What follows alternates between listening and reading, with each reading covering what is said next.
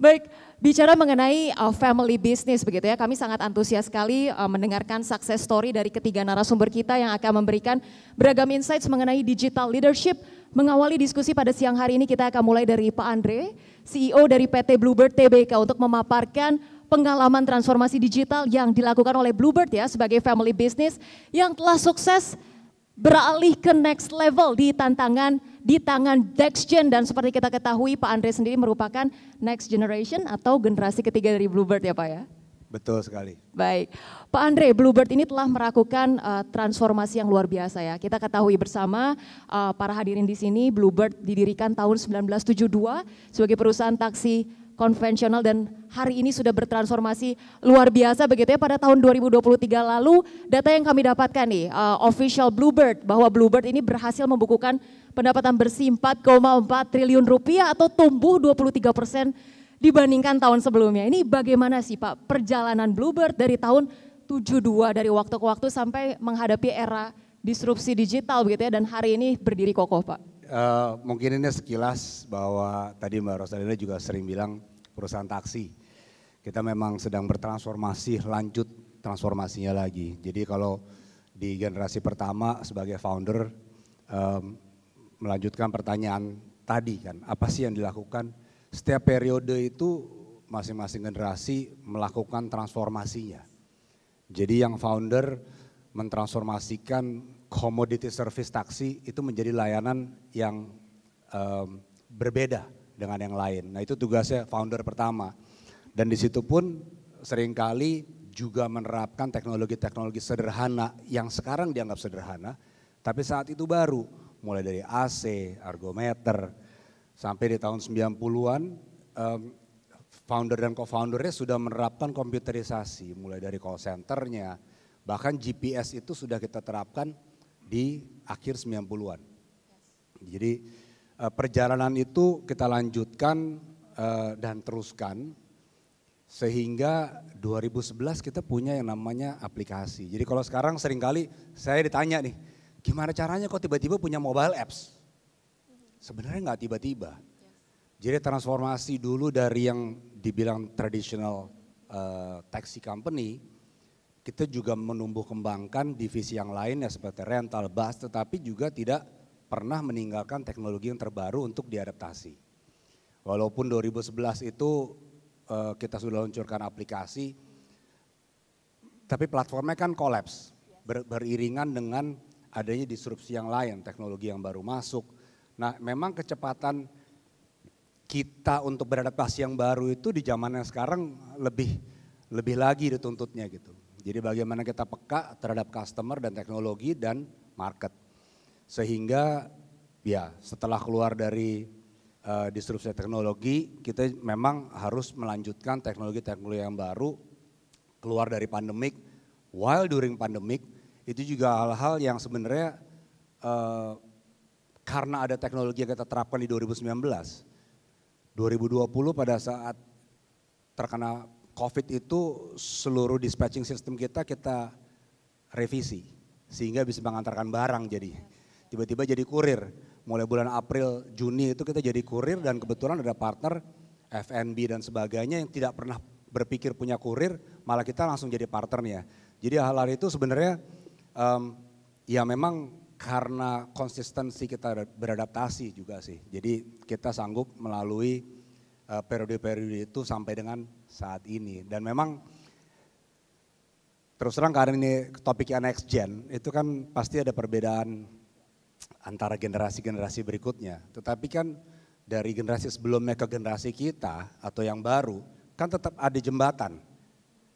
Siapapun itu employee, ekosistem, dan customer in between itu yang paling penting didengarkan sih sebenarnya. Sehingga kita dalam melakukan transformasi, adaptasi itu memilih yang relevan dengan customernya. Itu sih Pak. Luar biasa, saya ingat sekali ya bagaimana Bluebird ketika itu didirikan hanya dari 2 sampai 3 mobil saja Pak ya. Didirikan oleh almarhumah Ibu Mutia. Didirikan Bluebird kala itu mobilnya baru 2 sampai 3 mobil ya Pak ya? Iya, tahun 65 2 mobil, lalu tahun 71 Pak Gubernur Ali Sadikin mengeluarkan izin, kita mulai dengan 25 mobil di taksi di tahun 1972. Iya, sampai kemudian akhirnya Bluebird menjadi pelopor pertama di Indonesia untuk taksi argometer gitu ya Pak ya. Ketika argometer waktu itu baru diadopsi di negara-negara lain gitu ya, Indonesia pertama oleh Bluebird begitu. Dan informasi yang juga kita dapatkan nih ketika pandemic situation, Bluebird sempat rugi 16 M Pak. Tapi kemudian how did Bluebird manage to survive during that time? Karena hari ini Bluebird kembali sangat kokoh begitu ya, bahkan berkolaborasi dengan ride hailing. Bagaimana Pak menghadapi situasi ketika itu? Ya, ini juga memang perjalanan yang tidak mudah. Setiap saat itu kita perlu mereview kembali setiap beberapa tahun lah ya. Kalau di Bluebird maksimal setiap 5 tahun kita mereview kembali what's the strategic directions 5-10 tahun ke depan. Lalu kita tarik mundur dan 2016-2017 saat dulu karena kita biasanya bukan transformasi. Kita biasanya sambil evolusi, sambil mempush adaptasi. Tapi semenjak teknologi ini berkembang pesat, kita harus realign juga dengan lebih transformatif. Makanya kita mencanangkan yang namanya 3M strategy. Kita punya banyak produknya itu dikembangkan, kita setiap produknya pun kita kembangkan lagi. Jadi contoh seperti taksi ya. Taksi is no longer a taxi. Taksi itu bisa pakai argometer, bisa jam-jaman sekarang, bisa di booking jam-jaman, bisa di booking point to point dengan fixed price. Demikian juga layanan yang lain yang kita akan adaptasikan sub-servicesnya. Nah itu yang kita bilang multi produk kita yang tetap harus dilewati oleh multi channel. Nah tadi kan Mbak Rosa menanyakan bagaimana kolaborasi dengan yang lain.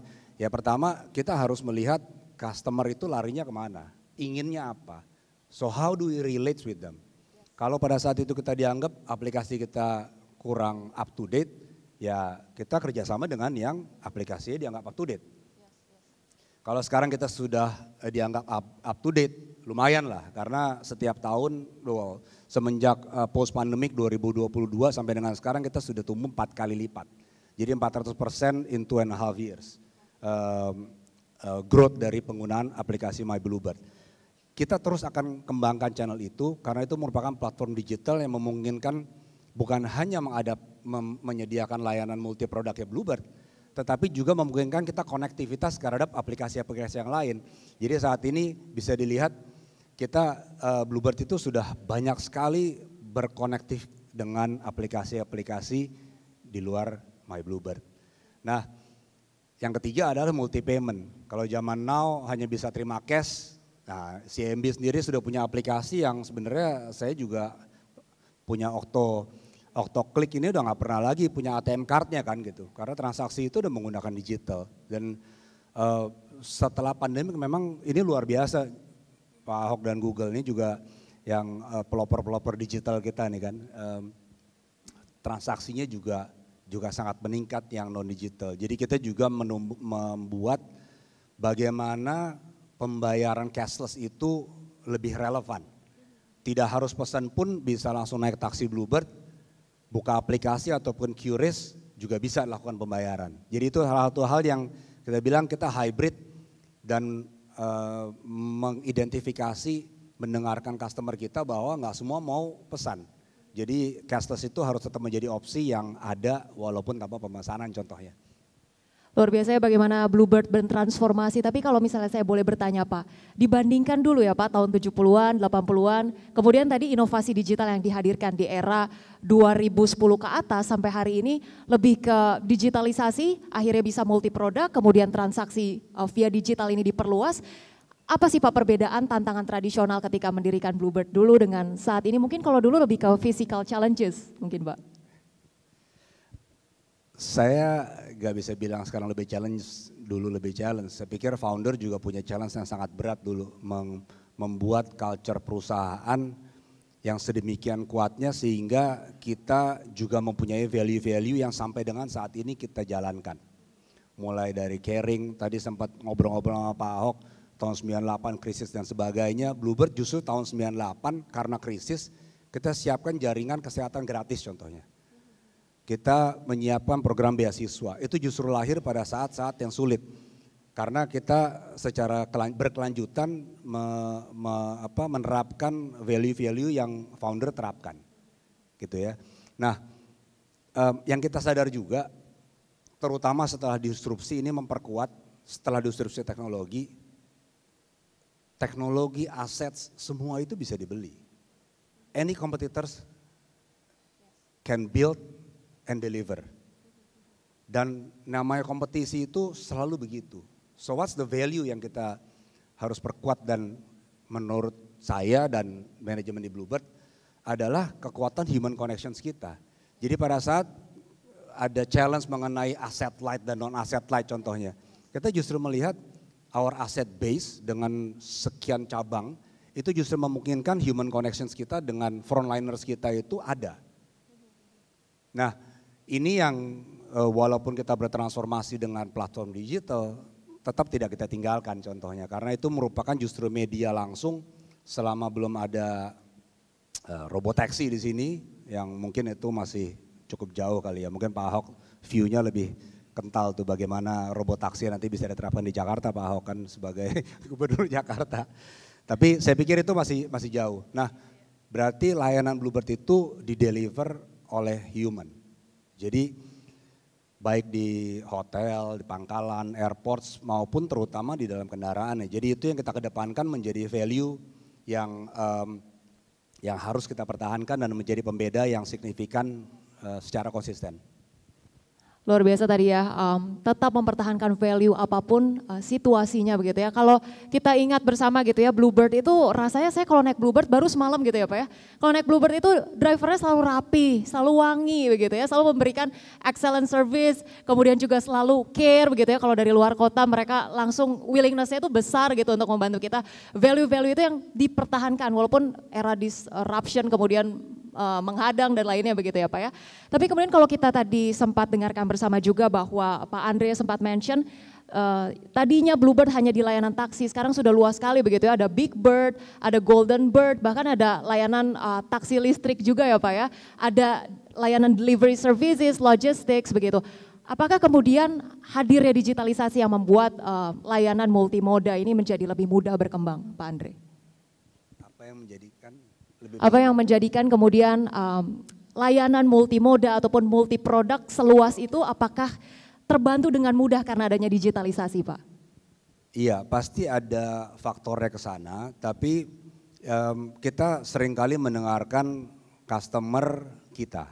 Jadi pada saat tadi saya bilang kita men-switch 2020 itu pada saat kita juga low, bahwa ada segmen yang menanyakan bisa nggak kita delivery barang dengan lebih mudah. Jadi kita dengarkan itu.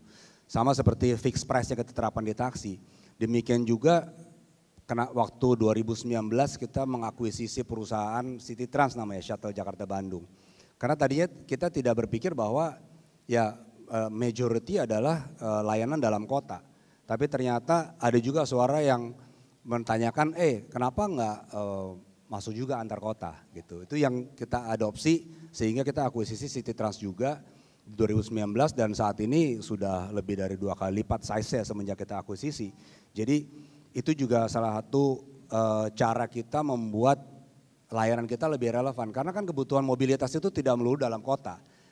Pasti ya, sebagian juga akan ada antar kotanya, apalagi daerah-daerah yang aglomerasi seperti Jabodetabek ke Bandung, di Jawa Tengah juga ada Joglo Semar, nanti Kertasura di Jawa Timur dan sebagainya. Jadi saya pikir itu meningkatkan korelasi dan mendekatkan kita atas berbagai jenis kebutuhan yang retail maupun yang corporate.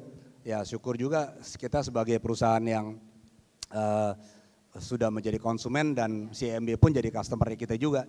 Jadi kita Bluebird juga berbanking dengan CIMB karena ini juga reciprocal kan sifatnya ya. Kita juga layanan kita juga digunakan corporate sections. Jadi kita melihat ada retail, ada corporate, ada jenis layanan dan itu yang kita komunikasikan menjadi mobility as a service strategi ke depannya.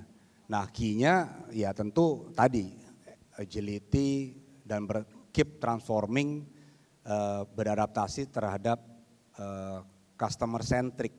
Baru ya pasti ada kompetitornya, ada teknologinya dan lain-lain. Tapi what's moving di kepalanya, di mindsetnya, di wants, needs-nya customer sih. Decision making yang selalu berbasis customer begitu.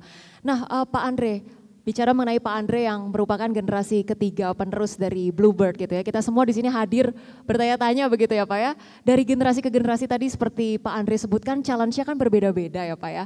Nah ini bagaimana sih Pak sebetulnya Bluebird ini menyeimbangkan nilai-nilai tradisional ataupun value-value perusahaan dengan inovasi-inovasi digital mungkin yang dihadirkan oleh generasi berikutnya. Mungkin boleh di-spill dikit sih Pak. Koordinasi dalam family business sampai bisa Bluebird sukses ini seperti apa? Pandangan setiap generasi bahkan setiap lini pasti berbeda. Dalam tim member pun pasti berbeda. Namun bagaimana tadi justifikasi pada saat kita beradaptasi, mengabsorb, bertransformasi itu objektif ya. Bukan karena sekedar kekinian maka kita include gitu ya. Kita sekarang juga sudah mengembangkan AI semenjak 4 tahun terakhir yang masih dalam tahap baby lah. Ini partner kita di Google juga membantu kita servernya. Tapi itu memungkinkan kita mengembangkan. Tapi apakah kita terapkan di seluruhnya? Belum tentu juga. Jadi mengadaptasi sesuatu walaupun baru itu juga perlu kita pilah dan pilih juga sih. Sesuai dengan kembali lagi apa yang relates terhadap customer kita sih. Kalau di Bluebird sendiri karena teknologi secara konsisten diadopsi dan diadaptasi, jadi ya sulit-sulit gampang. Sulitnya kalau lagi didisrupsi lebih berat ngeluarin sekian budget untuk teknologi yang lebih baru kan ya. Mungkin itu yang perlu dikonvince secara objektif dan ya terbukti walaupun beda generasi, even di 2015-2016 kita terdisrupsi juga kita mendapat kepercayaan dari generasi-generasi sebelumnya untuk melanjutkan adaptasi teknologi yang lebih baru lagi. Ada tantangan tersendiri nggak Pak menjalin komunikasi yang baik dari generasi ke generasi, apalagi dalam pengambilan keputusan nih Pak? Ada. Contoh yang kita sedang tumbuh kembangkan kan presence kita di ESG ya, terutama E. Jadi kita juga terapkan kalau S-nya sudah sangat kental di kita. Environment itu bisa dibilang dulunya masih basic, bahwa kita memastikan seluruh kendaraan kita emisi gas buangnya sesuai dengan peraturan pemerintah. Tapi sejak 2018 kita tingkatkan lagi, kita terapkan yang namanya CNG, berarti 45% lower emission gas, dan 2019 kita launching electric vehicles, which is zero emissions. Nggak mudah dan gampang, waktu saya propose EV menjadi taksi, saya diketawain. Itu contoh gap. Oke. Itu contoh gapnya kan. Oke. Yeah. Ngapain lu pakai EV? Apa gunanya? Charger aja nggak ada. Itu 2017. 2018 dapat approval, termasuk membangun sendiri charging stations di kantor kita. Karena nggak available. Tujuannya untuk belajar dan menjadi katalis. Karena objektifnya adalah kita percaya dalam 5-10 tahun ke depan EV akan berkembang. So we have to learn faster first. Dan menjadi katalis sehingga ekosistem EV itu berkembang. Nah kalau yang lain kompetitor ngikut, negara juga targetnya juga sama, kan ya alhamdulillah sekarang ekosistemnya meningkat dengan tajam kan gitu. Sehingga kita lebih siap untuk mengadaptasikan kendaraan dengan EV di beberapa tahun ke depan. Wow, menarik sekali itu bagaimana kemudian meyakinkan return on investment terhadap generasi sebelumnya gitu ya, apalagi kepada pemegang saham bukan hal yang mudah. Menarik sekali untuk dilanjutkan kita eksplorasi, tapi akan kita bahas nanti di diskusi panel ya Pak ya. Kita akan ke narasumber kita yang kedua, tapi sebelumnya kita berikan dulu tepuk tangan untuk Pak Andre, CEO dari PT Bluebird Tbk.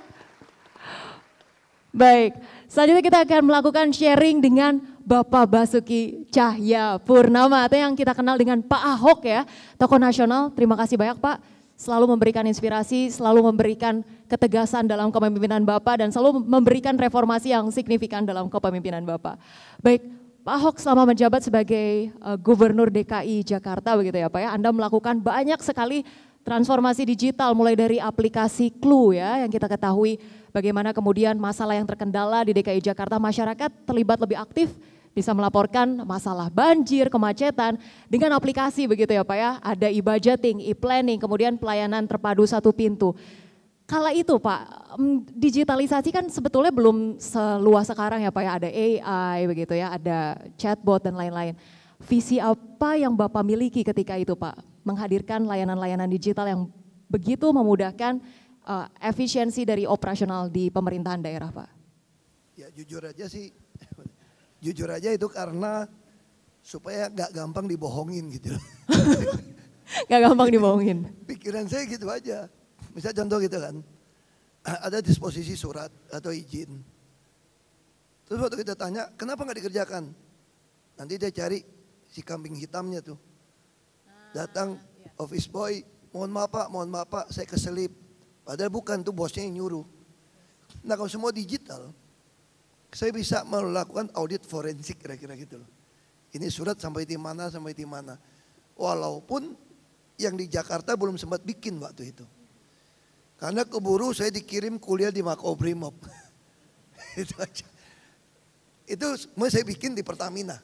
Tapi kalau kita balik soal clue, saya hanya berpikir gini, bagaimana hemat duit, hemat tenaga, tapi warga Jakarta gampang dilayani.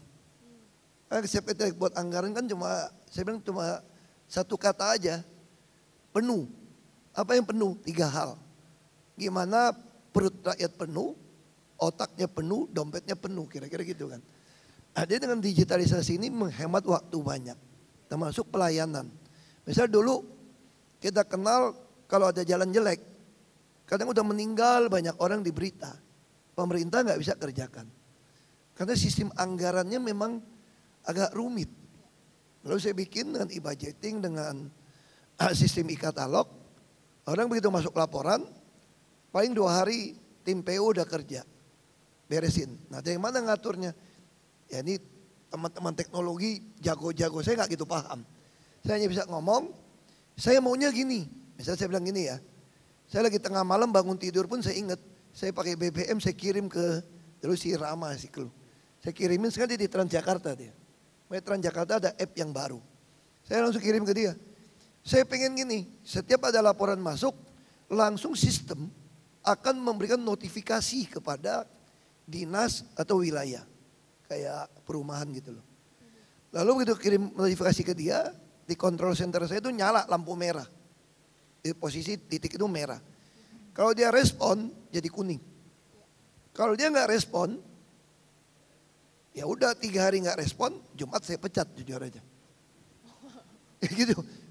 Jadi yang pegawai-pegawai yang mengontrol itu punya wewenang untuk kasih rekomendasi pecat. Jadi kalau yang tukang operatornya itu jaga ini semua nggak punya wewenang, nggak ada yang takut. Nah, dia lapor ke saya, nah biasanya saya panggil, ada apa? Ternyata sistem kita bisa bolong juga, ada penjahat juga ngerjain dia gitu loh. Lapor terus, bisa salah pecat juga. Nah disitulah gunanya. Saya kira teknologi sangat menolong, tapi ujung-ujungnya tetap mesti manusia yang memutuskan. Ada satu titik saya bingung kok merah terus. Nantang saya apa kira-kira, kalau dulu kan belum kuliah di Makobrimob ditantang demen gitu kan, kurang ajar nih orang. Tapi saya panggil, saya ketemu nih, ternyata dia dikerjain orang. Nah makanya sistem apapun ujungnya mesti kita yang analisa, kita tanya, baru kita ketahuan. Kalau cuma sistem pasti rekomendasi pecat. Nah tapi dengan kita tanya, oh ternyata ada bolongnya sistem. Lalu tim IT tutupin supaya jangan ada yang iseng lapor. Nah itu kira-kira bagi saya yang paling penting, teknologi tidak nambah biaya. Pasti kita keluar biaya pertama bikin, tapi ujungnya harus bisa mengoptimalisasi biaya. Itu sih targetnya. Kita maunya cuan gitu aja kan, tapi cuan untuk semua orang gitu loh. Oke, pokoknya cuan ya Pak ya. Berawal dari takut dibohongin, gak suka dibohongin ya. Kemudian digitalisasi sangat membantu. Tapi Pak, baik itu di pemerintahan, baik itu di korporat, di family business sekalipun, ada birokrasi yang bertahun-tahun, puluhan tahun sudah mengakar gitu Pak. Apakah mudah Pak masuk dengan ideas dan juga integritas seperti itu di tengah birokrasi yang sudah mengakar? Ya pasti orang nantang ya. Dulu saya ingat waktu saya mulai kerja, papa saya titipkan pegawainya ke saya. Karena saya buka usaha pabrik yang gak ada hubungan dengan papa saya. Papa saya tutup, lalu dia titipkan orang kepercayaan dia. Nah apa yang terjadi? Ini orang datang ini gak mau pakai komputer. Dia maunya mesin tik aja, salah, ditipek. Ngajarin komputer dia gak mau. Itu gimana caranya? Nah itu pasti hadapin. Nah dulu saya gampang aja udah lu jadi guru aja di samping ngawasin anak muda yang ngetik komputer. Ya, kita nggak pecat dia langsung. Dan balik ke Pemda, saya menemukan sebetulnya ada faktor. Saya tidak mengatakan COVID itu baik ya, tapi kita harus melihat segala sesuatu dari perspektif yang baik gitu loh. COVID keluarga saya juga banyak meninggal, nenek saya juga jadi lumpuh. Tapi saya mau bicara ini, banyak sistem saya yang jalan di Pertamina itu karena ada COVID. Ketika ada work from home. Tapi saya mau cerita di sini ketika punya ide. Anda nggak boleh kalah, Anda jalankan saja. Masa dia delay, apalagi saya bukan direktur utama kan. Mereka main ini dipanjangin anggaran. Anda tetap firm aja panggil. Anda punya ide, selama Anda udah lempar itu masuk akal. Nah bagaimana tahu masuk akalnya? Dulu saya di Pertamina ada program namanya Ask the Chairman Anything. Jadi anak muda boleh tanya saya apa aja. Pokoknya saya jawab aja tanya. Nah di situ saya juga melempar ide ini. Bahwa Anda bisa kerja lebih hemat waktu. Kita bisa lakukan monitoring biaya, proyek, semua digital. Dan ini bisa kita telusuri semua kan. Yang masuknya kapan. Dan kita bahkan begitu masuk karena COVID. Saya bisa langsung meeting 18.000 orang sekaligus. Ini menarik banget. Saya punya kayak WhatsApp sendiri kita gitu loh ya. Kita beli dari aplikator itu. Proyek semua begitu menarik. Nah yang gak menarik apa? Ketika mesti disposisi dan tanda tangan digital. Kita mau pakai yang mana? Bayar mahal. Lalu kita bikin, kita temukan sama Peruri akhirnya. Sehingga tidak ada lagi surat menyurat. Yang saya bilang di Jakarta dulu gak bisa jalan. Nah saya bisa telusuri. Sampai detik kapan itu surat masuk. Anda harus disposisi. Dan saya bisa telusuri. Dan yang paling menarik juga dengan AI, dengan data sekarang. Kadang-kadang kita presentasi ya. Itu namanya oknum-oknum itu pinter. Dia presentasi, dia kumpulin data-data bohongin kita atau enggak. Kira-kira gitu kan. Lalu kita diajak berdebat untuk sesuatu yang dia giring gitu loh. Memperdebatkan angka yang enggak penting. Nah dengan adanya teknologi digital, kita cari aja kontraknya seperti apa, keywordnya mana. Oh angkanya di sini kok. Kalau pakai angka dia soalnya ruginya dikit gitu ya. Begitu dapat yang asli kita gabungin. Aduh teknologi. Nah sama kayak dulu kan. Dulu saya kok dikasih berkas. Kita rapat di Pertamina di Jakarta dulu. Dikasih presentasi di print out kertas. Taruh di mobil. Udah sebulan. Mau cari itu berkas. Berjam-jam gak ketemu tuh. Di mana halaman coretan kita. Dengan teknologi masukin di dalam model iPad begini kan. Saya gak promosi iPad ya. Masuk begitu kita bisa cari tulisan kita di mana, semua di mana. Saya minta semua mesti digital. Bahkan PDF-nya saya minta lebihin 1 halaman kosong. Mereka bilang untuk apa? Supaya saya bisa nyatet. Saya tidak suka nyatetnya di halaman lain. Jadi dengan catat semua di halaman ekstra berikutnya. Jadi begitu saya cari, begitu rapat, saya langsung bisa dapatkan. Dulu saya pernah kerja sama konglomerat. Kalau mau rapat di satu tempat, sekretarisnya mesti brief dia setengah jam tuh. Pak, tahun lalu si CEO janji ini, janji ini. Nah sekarang kita dengan digital, jadi sespri kita langsung. Nah jadi itu kegunaan buat saya digital itu wajib Anda lakukan. Kalau dulu saya hanya bisa bikin Excel gitu ya. Ya saya bikin Excel, saya bikin kolom. Ketik sendiri. Jadi kalau ada perubahan, bunga bank, penjualan, ini berubah. Saya bikin rumus-rumus kecil sendiri lah. Nah kalau dulu belum ada komputer gimana? Saya ke itu, mesin stensil itu. Tambang saya bikin garis-garis. Pakai radio, kapan jam storing rusak satu tambang. Jam berapa dia lapor, ada satu catat.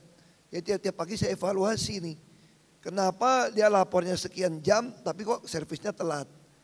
Berarti kurang di mana, pegawai kurang atau dia malas. Atau kapasitas seperti apa. Nah sekarang semua yang saya lakukan secara manual itu dulu. Bisa kita lakukan dengan AI. Itu luar biasa. Hanya jangan percaya AI penuh. Kadang-kadang kita bisa pecat orang gara-gara data salah. Itu sih. Iya, berarti memang digitalisasi Pak Ahok rasakan begitu dalam kepemimpinan Bapak selalu memudahkan, sangat memberikan efisiensi, transparansi ya Pak ya, sangat memberikan manfaat begitu. Nah tapi Pak untuk kemudian Bapak masuk ke tadi yang kita bahas ya Pak ya, habit ataupun culture yang sudah mengakar begitu ya Pak? Ya, itu ujungnya meritokrasi sih. Meritokrasi. Makanya saya di Pertamina termasuk di Jakarta, saya ada lelang jabatan. Termasuk di Pertamina kita bikin internal job posting. Dulu kayak di Pertamina atau di Pemda, orang mau dudukin posisi ini mesti sekian tahun. Di Pertamina mau jadi senior vice president mesti kerja 20 tahunan. Lalu dia urut kacang. Lalu saya bilang nggak bisa, semua dites. Apa yang perlu dites? Kejujuran aja saya bilang. Sama pemahaman teknologi, kok pengetahuan pinter-pinter mereka. Nah kita tes kerjasama dengan GC apa dari UK masalah. Saya mau tahu kejujurannya aja. Karena yang paling susah dilatih itu kejujuran orang, karakter. Nah begitu tes itu, kamu berhak naik. Itu pun masih dikerjain, wawancara gagal segala macam. Tapi dengan meritokrasi, dengan sistem orang boleh dapetin jabatan baru. Anak muda, siapa bilang anak muda lebih bodoh? Enggak juga. Apa orang tua juga lebih bodoh? Enggak juga, tergantung orangnya. Makanya di situ perlu meritokrasi. Nah kita begitu tes, sekarang di Pertamina banyak anak-anak muda dapat posisi bagus. Dulu nggak bisa. Memang ditolak. Nah saya juga kasih contoh yang lucu lah. Ini sistem kami sudah baik. Ya baiknya arisan saya bilang. Jadi dikasih diatur, ya bisa kinerja berapa. Kadang-kadang suka main golf bareng yang dapat apa kata teman gitu. Nah dengan sistem itu agak merubah. Dan yang lebih penting lagi semua tercatat secara digital. Kita lakukan optimalisasi biaya selama 4 tahun itu. Kalau nggak salah 5,6 apa 5,7 miliar dolar. Jadi Pertamina bisa untung terbesar dalam sejarahnya. Walaupun dulu kita hasil minyak, ekspor minyak $100, ekspor nih, nggak pernah untung segitu. Nah dengan digitalisasi, konsolidasi keuangan semua kita awasin. Karena gampang kan satu iPad aja. Kirim minyak semua kita bikinkan semua. Itu langsung memotong biaya termasuk revenue enhancement. Kita temukan banyak kontrak penjualan yang kita untung 20, distributor kita bisa 1000%. Ya kalau Anda mau untung 20 wajar. Nah itu kita perbaiki semua kontrak dengan ditemukan dengan sistem digital. Dan kita juga akuisisi. Ketika kita akuisisi Chevron, kita mendapatkan banyak orang-orang yang capable di sana. Nah itu saya tarik mereka memimpin. Jadi ada satu integrated enterprise data command center. Saya kenapa? Command center Anda berhak negur di root sampai negur saya. Itu command. Nah itu sistem digital. Kita bikin yang besar, ya rapat kita gampang banget. Nah itulah merubah gimana? Dipaksa. Yang nggak bagus kita geser. Nah dengan gaji yang bagus, bonus yang bagus, meritokrasi sistem mereka jalan. Jakarta juga sama. Saya naikin gaji mereka. Kita nggak mungkin dapatkan orang terbaik kalau gaji dia dibandingkan swasta lebih rendah. Itu yang Lee Kuan Yew bilang. Kalau birokrasi mau dapatin orang yang baik, harus digaji setara atau di atas swasta. Baru kita bisa dapatkan itu. Nah itu yang kita lakukan. Dari mana gajinya kalau begitu? Dengan lakukan sistem digitalisasi, penghematan, penambahan revenue enhancement dan cost avoidance. Kalau kita nggak teliti dengan baik data-data yang ada, terulang lagi tuh kecelakaan, kebakaran yang sama. Tapi dengan digitalisasi dia ngajarin kita nih, oh ini yang nggak beres, ini nggak beres. Jadi kita nggak mengulang kesalahan yang sama. Jangan keledai masuk ke lubang yang sama gitu loh. Itu semua karena digitalisasi. Itu sih. Luar biasa, profitabilitas pun terbukti paling tinggi ketika memang kita melakukan gebrakan atau transformasi digital ya Pak ya. Baik, Pak Ahok dari inovasi digital yang Bapak hadirkan ketika menjabat sebagai gubernur dan ketika menjabat di Pertamina. Ada perbedaan nggak sih Pak menerapkan inovasi digital di pemerintahan dan juga di korporasi? Bedanya cuma bonus duitnya aja. Saya di gubernur ya gajinya ya gimana ya 10 kali gaji bonus kalau tercapai ngumpulin pajak. Terus dipotong, dulu bisa 2 kali 10-10 gitu. Karena PBB kasih ke saya, orang pada marah-marah tuh. Gara-gara Ahok PBB naik.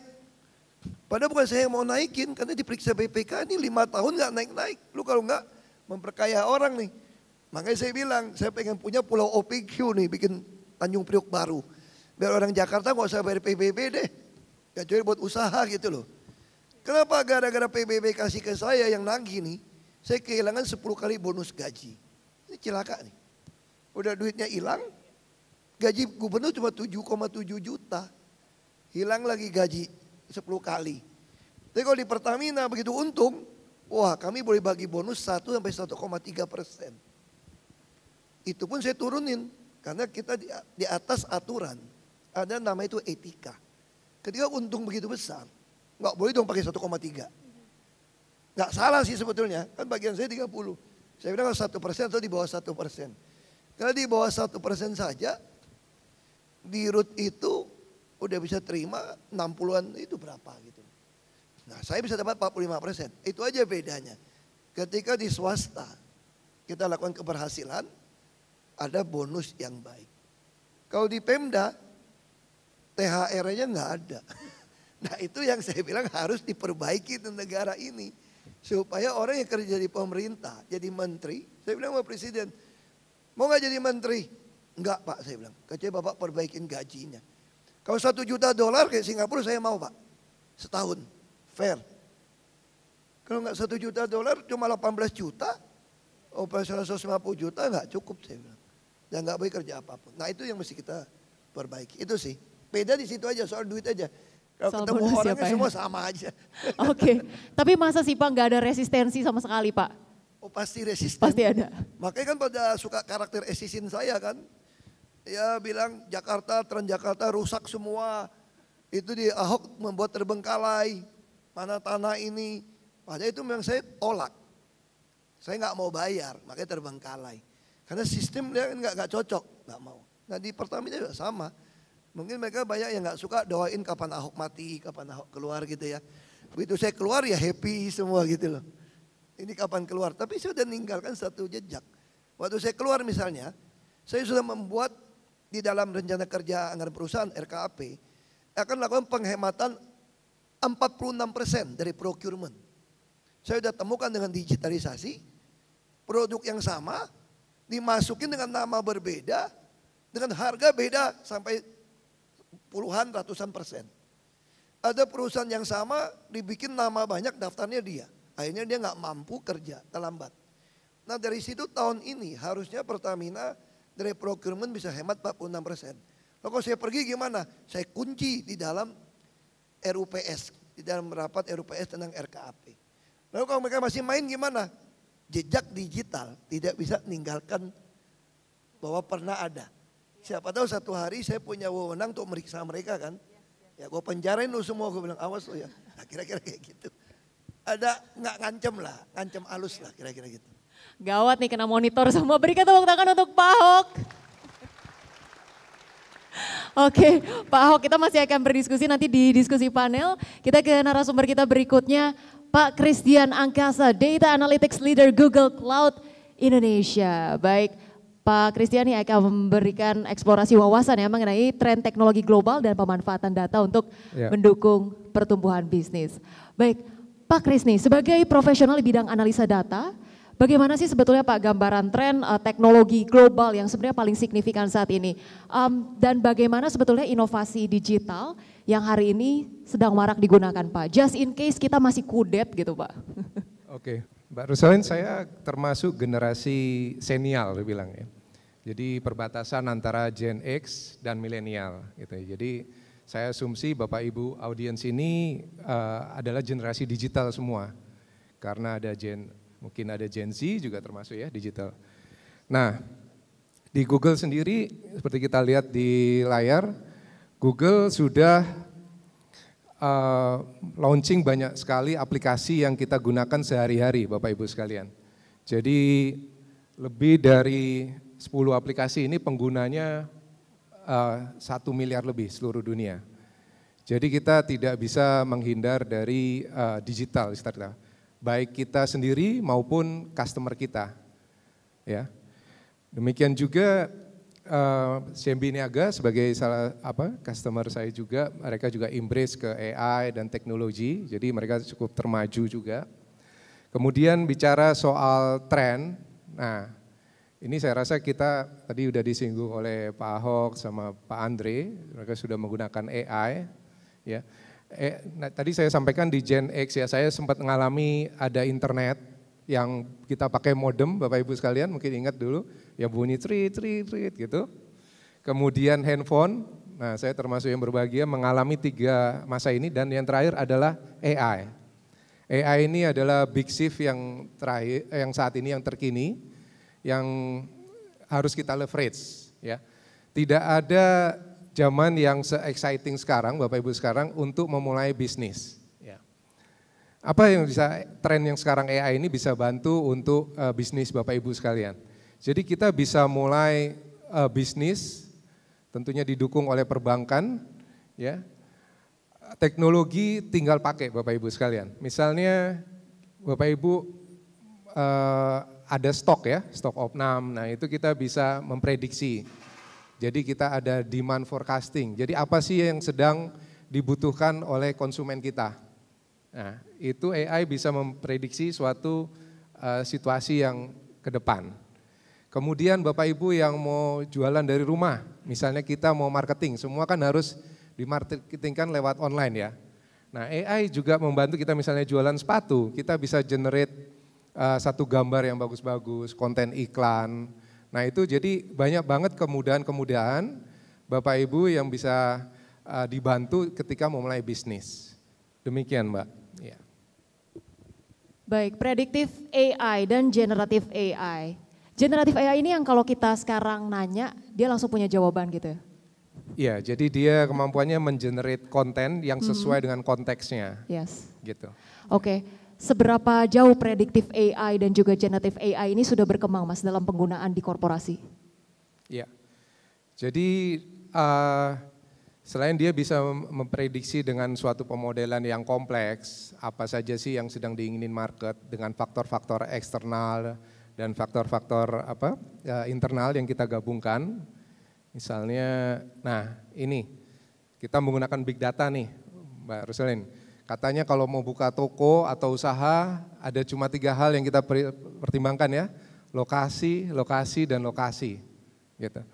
Nah dengan big data seperti kemajuan smart city yang dicapai waktu zaman Pak Ahok dulu, kita sudah bisa memetakan namanya heat map. Heat map itu di mana customer kita ngumpul. Nah ini udah diterapkan di luar nih Bapak Ibu. Ya, kemudian kita mau ngiklan, kita mau naruh jualan kita yang paling cocok di daerah mana.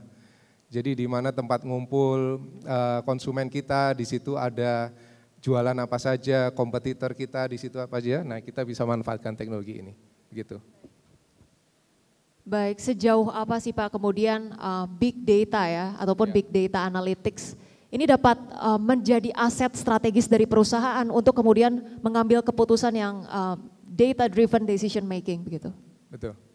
Oke. Jadi tadi selain data-data internal dan eksternal, kita lihat tadi jejak-jejak digital kan sudah banyak ya di internet. Nah, itu kita bisa menciptakan satu intelligence atau insight. Jadi gimana semuanya data itu sangat besar saat ini.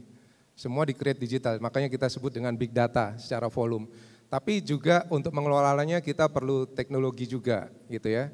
Dan ini seperti ini contohnya misalnya kita bisa tahu behavior customer, misalnya di Jakarta kalau siang itu berapa jumlah penduduknya, malam berapa itu bisa berbeda Bapak Ibu sekalian. Nah itu kita bisa tahu dari big data ya. Kemudian untuk decision making, sekarang dengan pakai AI ya, ini misalnya laporan keuangan Bapak Ibu sekalian, kita banyak mungkin dari kita mengalami kesulitan dalam mengartikan tingkat penjualan kita gitu ya, matriksnya. Terus di sini kita bisa ngelihat prediksi polanya seperti apa dari sisi bisnis kita. Dan dari kesulitan untuk mengartikan data itu juga nggak mudah, kita dibantu AI. Nah seperti gambar ini yang sebelah kiri, sebelah kanan, di layar sebelah kiri saya yang tulisan sebelah kanan, kita tinggal ketik misalnya produk apa sih yang paling cuan gitu Pak.